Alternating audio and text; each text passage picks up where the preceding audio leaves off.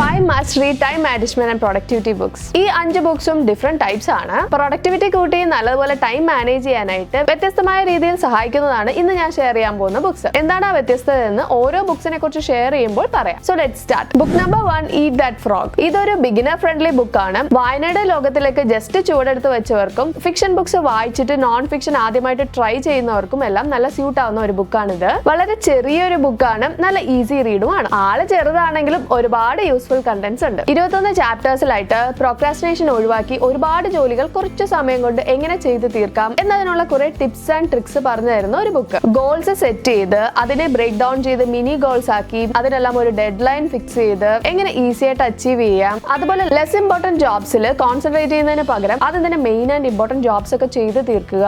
അങ്ങനെ ഒരുപാട് tips share ചെയ്യുന്നുണ്ട്. പല പല റൂൾസിനെ കുറിച്ചിട്ടും ഈ ബുക്കിൽ പറയുന്നുണ്ട്. Eat That Frog എന്ന ഈ ഒരു ബുക്കിന്റെ ഡീറ്റെയിൽഡ് ബുക്ക് റിവ്യൂ ഞാൻ ഇതിനു മുമ്പ് ഒരു വീഡിയോയിൽ പോസ്റ്റ് ചെയ്തിട്ടുണ്ട്. അത് നിങ്ങൾ കണ്ടിട്ടില്ലെങ്കിൽ ഞാൻ ലിങ്ക് ഡിസ്ക്രിപ്ഷനിൽ കൊടുത്തിട്ടുണ്ട്, നിങ്ങൾക്ക് കാണാവുന്നതാണ്. ഈ ബുക്കിന്റെ വ്യത്യസ്തത എന്തെന്നാൽ, ഒന്ന് ബിഗിനർ ഫ്രണ്ട്ലി ആണ്. Students, working professionals, home makers അങ്ങനെ എല്ലാവർക്കും അവരുടെ ടൈം മാനേജ് ചെയ്ത് പ്രൊഡക്ടിവിറ്റി കൂട്ടാനായിട്ട് ഹെൽപ്പ് ചെയ്യും. പല ടിപ്സ് ഉണ്ട്. അപ്പോൾ ഓരോന്ന് മാറി മാറി ട്രൈ ചെയ്തിട്ട് നിങ്ങൾക്ക് സ്യൂട്ട് ആവുന്ന മെത്തേഡ്സ് അഡാപ്റ്റ് ചെയ്യാവുന്നതാണ്. ടൈം മാനേജ്മെന്റ് ടിപ്സ് ആണ് നോക്കുന്നതെങ്കിൽ ഇത് ഒരു മസ്റ്റ് റീഡ് ബുക്കാണ്. എല്ലാ ദിവസവും ഇതിലെ ഓരോ ചാപ്റ്റേഴ്സ് വായിച്ചിട്ട് ജോലി സ്റ്റാർട്ട് ചെയ്ത് കഴിഞ്ഞാൽ ഒരു പ്രത്യേക ഫീൽ ആയിരിക്കും. Book number 2, essentialism. Eat That Frogല് ടൈം മാനേജ് ചെയ്യാനായിട്ടുള്ള കുറെ ടിപ്സ് ഉണ്ടായിരുന്നു. ഈ ബുക്കിലാണെങ്കിൽ എസെൻഷ്യൽ ആയിട്ടുള്ള ടാസ്ക് മാത്രം സെലക്ട് ചെയ്ത് എടുക്കുക, നോൺ എസെൻഷ്യൽ ആയിട്ടുള്ള കാര്യങ്ങളിൽ ഫോക്കസ് അധികം കൊടുക്കണ്ട എന്നുള്ള കാര്യമാണ് മെയിൻ ആയിട്ട് പറയുന്നത്. എപ്പോഴും നമുക്ക് പണികൾ വന്നോണ്ടേയിരിക്കും, ഒന്ന് കഴിഞ്ഞ് മറ്റൊന്ന്, അത് കഴിഞ്ഞ് അടുത്തത്. പണി ഒതുങ്ങിയിട്ട് ഒരു ദിവസം ഉണ്ടാകില്ല. ഇങ്ങനെയുള്ള ലോങ് ലിസ്റ്റിൽ ഒരുപാട് ടാസ്കും നമ്മുടെ മെയിൻ ഗോൾ അച്ചീവ് ചെയ്യുന്നതിനെ സഹായിക്കുന്നവയായിരിക്കില്ല. അതിൽ കുറെ ടാസ്ക് ഡിസ്ട്രാക്ഷൻസും ആയിരിക്കും. അതുകൊണ്ട് കുറച്ച് സമയം എടുത്തിട്ടാണെങ്കിലും ജോലികൾ സ്റ്റാർട്ട് ചെയ്യുന്നതിന് മുമ്പ് തന്നെ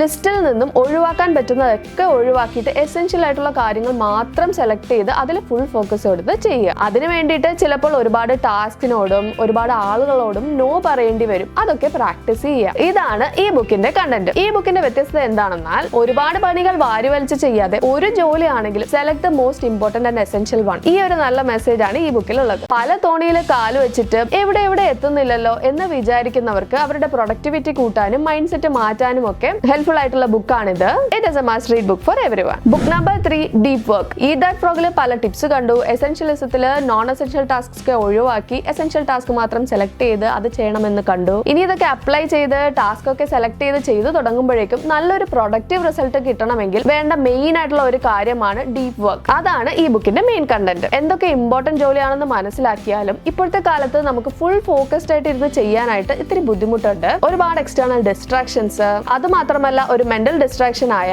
അറ്റൻഷൻ സ്പാൻ കുറഞ്ഞു വരുന്നത്, എല്ലാം കൂടി ആയിട്ട് ഒരു ജോലി ചെയ്തു തീർക്കുന്നതിന് എടുക്കുന്ന സമയം നോക്കിക്കഴിഞ്ഞാൽ അതിലൊരു വലിയ ശതമാനവും മറ്റെന്തെങ്കിലും ജോലികൾ ചെയ്യുന്നതിലും കുറെ ആലോചനകൾക്കുമൊക്കെ ആയിട്ട് പോകും. പ്രൊഡക്ടിവിറ്റി കൂട്ടാനായിട്ട് ഡീപ് വർക്ക് വേണം. അതിപ്പോ എങ്ങനെ ചെയ്യുക എന്ന് ചോദിച്ചു കഴിഞ്ഞാൽ അതിനുള്ള ഉത്തരം ഈ ബുക്കിലുണ്ട്. ഫോക്കസ് ആയിട്ട് ഇരിക്കാനായിട്ട് ഒരുപാട് ടിപ്സ് ആൻഡ് എക്സാമ്പിൾസ് എല്ലാം ഈ ബുക്കിൽ ഷെയർ ചെയ്യുന്നുണ്ട്. മെയിൻ ജോലി തുടങ്ങുമ്പോഴേക്കും ഫോൺ ഫ്ലൈറ്റ് മോഡിൽ ഇടുന്നത്, ഇമെയിൽസിനെല്ലാം ഓട്ടോ റിപ്ലൈ സെറ്റ് ചെയ്ത് വയ്ക്കുന്നത്, ഡിസ്ട്രാക്ഷൻ ഇല്ലാത്ത ഒരു സ്പേസിൽ ഇരുന്ന് വർക്ക് ചെയ്യുന്നത്, ഇതെല്ലാം ഈ ബുക്കിലെ കുറച്ച് എക്സാമ്പിൾസ് ആണ്. എന്തൊക്കെ പ്രൊഡക്ടിവിറ്റി ടിപ്സ് നമ്മൾ അപ്ലൈ ചെയ്താലും ഡീപ് വർക്ക് ഇല്ലെങ്കിൽ നമ്മൾ വിചാരിച്ച അത്ര റിസൾട്ട് കിട്ടില്ല. അതാണ് ഈ ബുക്കിന്റെ വ്യത്യസ്തത. It is also a must read book for everyone. ബിഗിനേഴ്സിന് ചിലപ്പോൾ ഇത്തിരി ഓവർവെൽമിംഗ് ആയി തോന്നിയേക്കാം. ഇത്തിരി വലിയ ബുക്കാണ്, പക്ഷെ കുറച്ചായിട്ട് വായിക്കാവുന്നതാണ്. Book number 4, 4000 weeks. ഇത് ശരിക്കും ഒരു വെറൈറ്റി ബുക്കാണ്. ബിഗിനർ റീഡേഴ്സിന് മേ ബി ഗ്രഹിച്ചെടുക്കാനായിട്ട് ഇത്തിരി ബുദ്ധിമുട്ടുണ്ടാവും. സോ കുറച്ച് ബുക്സ് ഒക്കെ വായിച്ചൊന്ന് സെറ്റ് ആയിട്ട് ഈ ബുക്ക് എടുക്കുന്നതായിരിക്കും നല്ലത്. അതുപോലെ തന്നെ എനിക്ക് കുറച്ച് ഇൻസ്റ്റന്റ് ആയിട്ട് പ്രൊഡക്ടിവിറ്റി ടിപ്സ് വേണം എന്ന് വിചാരിച്ച് നോക്കുന്നവർക്കും ഇത് അത്ര ഹെൽപ്പ് ചെയ്യില്ല.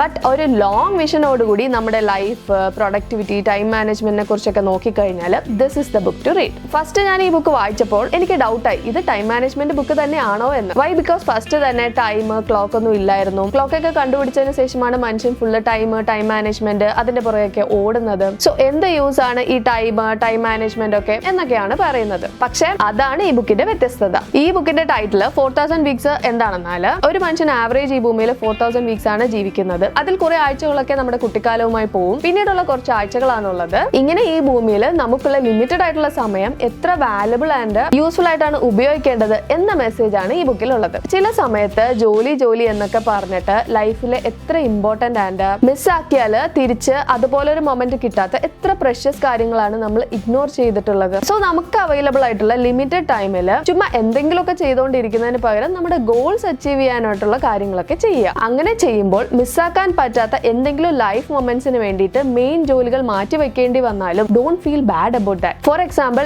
ഓഫീസിലെ ക്രൂഷ്യൽ ആയിട്ടുള്ള മീറ്റിംഗ് ചിലപ്പോൾ ഇന്നില്ലെങ്കിൽ നാളെ ആണെങ്കിലും പങ്കെടുക്കാം. ഓർ ഇൻ കേസ് നിങ്ങളില്ലെങ്കിലും മറ്റൊരാൾക്കാണെങ്കിലും ലീഡ് ചെയ്ത് കൊണ്ടുപോകാം. പക്ഷെ നിങ്ങളുടെ കുട്ടിയുടെ ഒരു അവാർഡ് സെറമണി കാണാനും അപ്രീഷിയേറ്റ് ചെയ്യാനും എല്ലാം പാരന്റ് ആയിട്ട് നിങ്ങൾ മാത്രമേ ഉണ്ടാവുള്ളൂ. ആ മൊമെന്റ് മിസ് ചെയ്ത് കഴിഞ്ഞാൽ ഇറ്റ്സ് ഗോൺ ഫോർ എവർ. അങ്ങനെ സൈക്കോളജി ഓഫ് മണി എന്ന ബുക്കിൽ മണിയുടെ സൈക്കോളജി പറയുന്ന പോലെ ഈ ബുക്കിൽ സമയത്തിന്റെ സൈക്കോളജിയാണ് പറയുന്നത്. സമയത്തിനോടുള്ള നമ്മുടെ കാഴ്ചപ്പാട് മാറ്റാനായിട്ട് ഹെൽപ്പ് ചെയ്യുന്ന ഒരു book. Book number 5, 4 Hour Work Week. ഈ book again it's not for everyone. കുറച്ച് വലിയ ബുക്കാണ്. പിന്നെ ഇതിലെ കണ്ടന്റ്സും കുറച്ച് സ്പെസിഫിക് ഓഡിയൻസിനായിരിക്കും കുറച്ച് കൂടുതൽ യൂസ്ഫുൾ ആയിട്ടുണ്ടാവുക. ഇൻ കേസ് നിങ്ങൾ ഒരു ഓണ്ടർപ്രണർ ആണ്, ഒരു ചെറിയ ബിസിനസ് സ്റ്റാർട്ട് ചെയ്ത് ഇത്തിരി പച്ച പിടിച്ച് വന്നിട്ടുണ്ട്, ഇനി അടുത്ത ലെവലിലോട്ട് അപ്സ്കെയിൽ ചെയ്യണം എന്നുള്ളവർക്കൊക്കെയാണ് ഈ ബുക്ക് കൂടുതൽ യൂസ്ഫുൾ ആവുന്നത്. നമ്മുടെ വർക്കിംഗ് അവേഴ്സ് കുറച്ച് ബിസിനസ് ഓർ വർക്കിംഗ് റിസൾട്ട്സ് ഒക്കെ കൂട്ടാനായിട്ട് മെയിൻ ആയിട്ട് പറ്റാവുന്ന ടാസ്ക് ഒക്കെ ഡെലിഗേറ്റ് ചെയ്യുക, ഔട്ട്സോഴ്സ് ചെയ്യുക എന്നൊക്കെയാണ് പറയുന്നത്. ഒരു ചെറിയ ബിസിനസ് തുടങ്ങുമ്പോൾ ആദ്യമൊക്കെ അതിലെ എല്ലാ ജോലികളും നമ്മൾ തന്നെ വലിച്ചിട്ട് ചെയ്യാറുണ്ട്. പക്ഷെ അതിന് അടുത്ത ലെവലിലോട്ട് കൊണ്ടുപോകണമെങ്കിൽ കുറെ ടാസ്ക് ഒക്കെ ഔട്ട്സോഴ്സ് ചെയ്യുക. എന്നിട്ട് നിങ്ങളുടെ സമയം കുറെ ഫ്രീ അപ്പ് ആക്കിയിട്ട് നിങ്ങളുടെ ബിസിനസ് ഗ്രോ ചെയ്യാനായിട്ടുള്ള ഐഡിയാസ്, പുതിയ ഇംപ്രൂവ്മെന്റ്സ്